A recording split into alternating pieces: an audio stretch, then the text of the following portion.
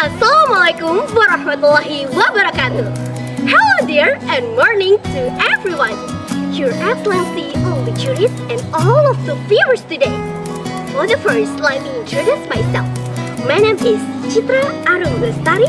I love history and conspiracy theory. Every day I like reading and writing, but today I would like to tell you about a dramatic story with the title The Legend of Sangkuriang. Had you ever heard this story before? Alright, I can let you more and more curious. So, without any further ado, let's talk about the story to go down. Once upon a time, there lived a pretty woman named Dayang Sumbi. She was very fond of knitting. One day, she was dropped her knitting yarn outside the house. Then she said, "How ever find my yarn? If he's a man, then I will marry him. But if she's the woman, then I wanna be her sister." Then came a dog named Tumang. He found the yarn to Dayang Sumbi. As a promise, Dayang Sumbi married the dog. Until finally, Dayang Sumbi and Tumang were blessed with a son named Sangkuriang. A few years later, Sangkuriang was grew up to be a very smart, tough, and handsome man. But he never knew that the dog is his father. Sangkuriang was very fond of hunting in the forest.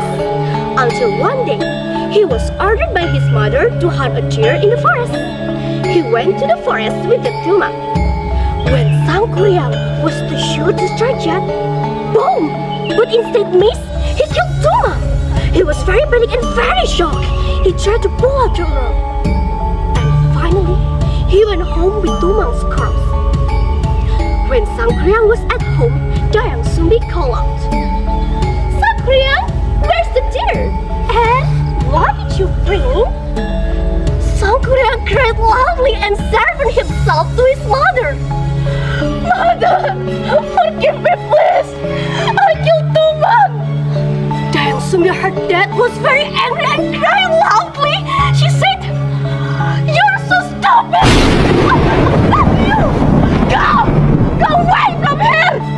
Dayang Sumbi hit Sangkuriang's head with a wooden spoon. Sangkuriang felt guilty and upset with his mother. So, he went to wander to the forest.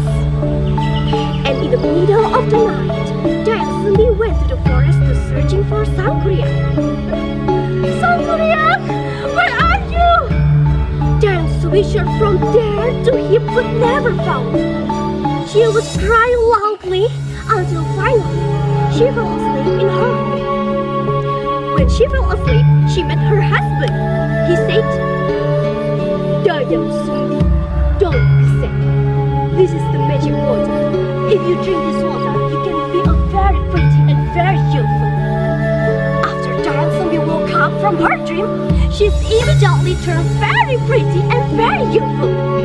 And a few years came. Sangkuriang was lost in a small village. He fell in love with a pretty girl in there. He went to marry her. But one day, when the woman has combing Sangkuriang's hair, she was very surprised when she found a scar on his head. She said, "Oh my gosh, what scars on your head?" Sangkuriang answered, "Oh, in the past, my mother had once hit my head with a wooden spoon because I killed her beloved dog." Dayang Sumbi heard that was even more surprised and said, "Oh no, you're my son! You're my own son! You're Sangkuriang who has been gone for many years. No, we can't get married because I'm your mother, Dayang Sumbi." Sangkuriang refused. "No, your talk is bullshit. You're not my mother. We must still get married tomorrow." Finally, Dayang Sumbi agreed to Sangkuriang's request. But Dayang Sumbi gave a choice. "Oh, alright, we must still get married tomorrow. But you must be able to walk a large ship overnight and must be finished before sunrise, a rooster crowed, and a lot of women in the village to sound her vessel." Then, Sangkuriang accepted Dayang Sumbi's terms. He asked the help of the genies to walk a large ship overnight. But in another side, Dan Sumbe had a strategy for Sangkryang finds firstly. He asked all the women to sound her whistle before sunrise, so that Sangkryang thought that the time for almost sunrise. Finally, before sunrise, when all the women sound her whistle, all the genies to help Sangkryang is left, because the genies were afraid of the sunlight. Meanwhile, Sangkryang's ship wasn't finished. Sangkryang felt angry and said, "Damn! This ship is not finished! I get married with her!"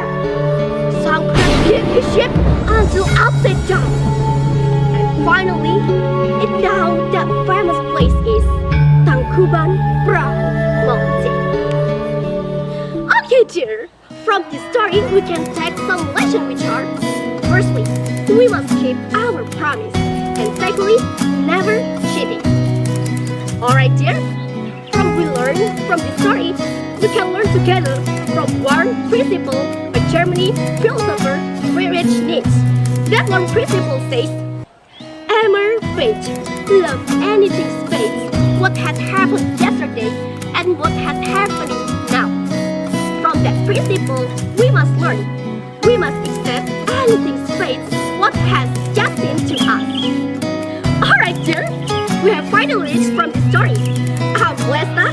Forgive me for my mistakes and forever for my lateness. That's all from me. Thank you and see you later. Wassalamualaikum warahmatullahi wabarakatuh.